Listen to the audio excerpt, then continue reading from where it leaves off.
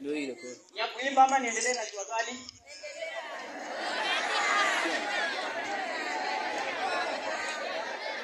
Hamtaki niimbie Mungu?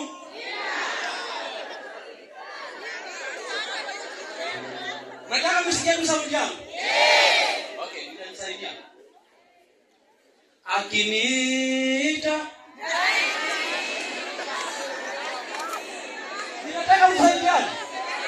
Akiniita. Akiniita.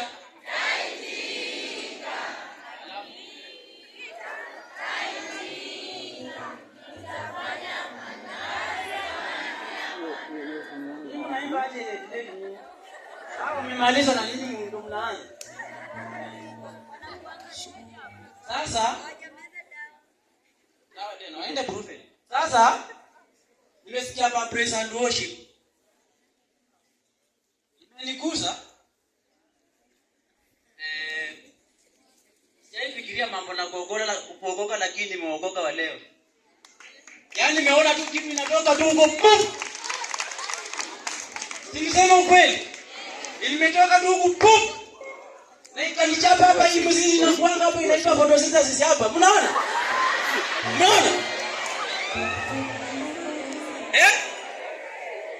Alafu nikaona tu utamu na unateremka tu pole pole mpaka fallopian tube hapa.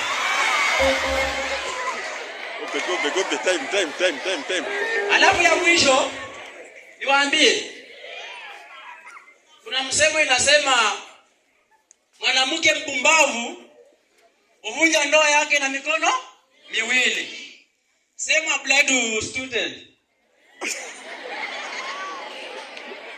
Mwanafunzi mpumbavu uchoma shule na mikono yake miwili. Thank you very much.